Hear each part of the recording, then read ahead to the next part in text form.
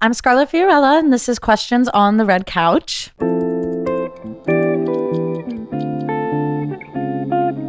Will AI ever replace musicians? I don't believe so. Charlie XCX did some speaking with this man on the subway and said something really important, that music isn't important, but artistry is important. And I think it's going to be really hard for AI to replace artistry.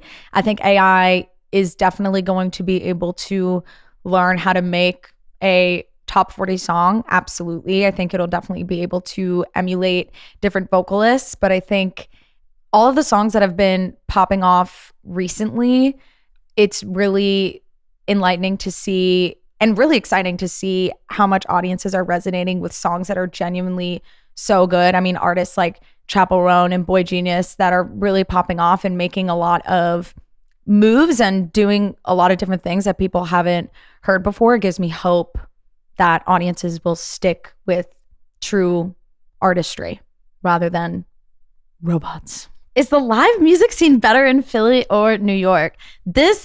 It might get me into a little trouble. So Philly is the house show scene is so fun. The house show scene is so unbelievably fun. It is the best part about going to college in Philly. I only went to college in Philly for 1 year, but when I was there, the house shows were the most fun. So I would say for independent artists in the fun category, definitely Philly.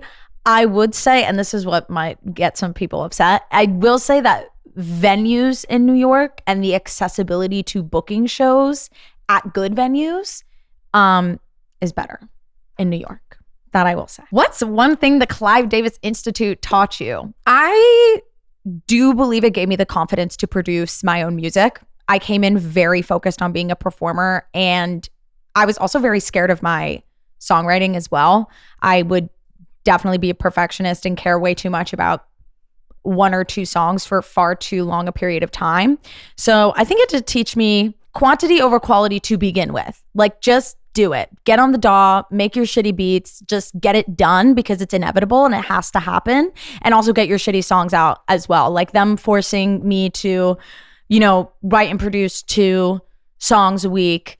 It's a lot, and a lot of them were not good, but it definitely allowed me to silence my inner critic and just be able to pump things out. And then a lot of really exciting stuff came out of that. A ton of songs that I've put out or I'm planning to put out have come from those classes because I just kind of had to no think, make song, just not think about it. So I would say that it taught me to not doubt myself.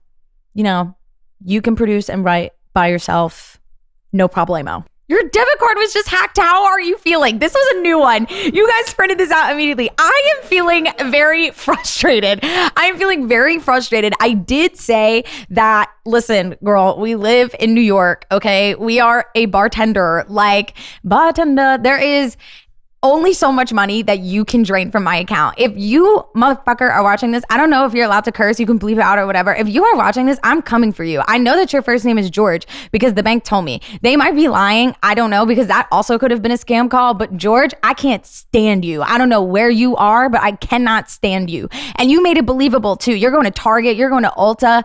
You had me thinking for a second, but I know damn well that there was only $60 in that account. So you know what? The joke is on you because you picked a broke bitch. Okay. What movie would work best with your music as the soundtrack? Ooh, this is a rough one. I would say aesthetically, Blue Velvet or Mulholland Drive, a little bit. If we're going into more of the noir stuff, what I did, Money Tree, or I would say would be in something goofy and fun, like Thelma and Louise. I think all of those are David Lynch, actually. Did I just say all David Lynch films? I do believe that I do feel pretty confident about those. Who's your dream collab? I think a song with Remy Wolf would be really fun.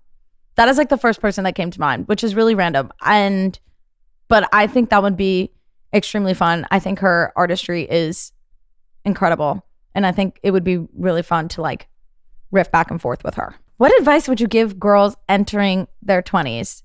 Don't spiral. Don't tweak out. Even though I do it every single day, I do believe that I have learned to handle it better. I would spiral for like 72 hours straight and then be like, JK, it's fine. And just laugh at yourself. I would say that's what I would say. Just laugh. Life is very funny. If you have, you know, a roof over your head, food on your table, people you can rely on, like everything else is really like, yes, I'm stressed out about this, but this is goofy. Like my debit card, this is goofy. It's going to be fine. It's $60. I'm going to be fine and everything's going to be fine.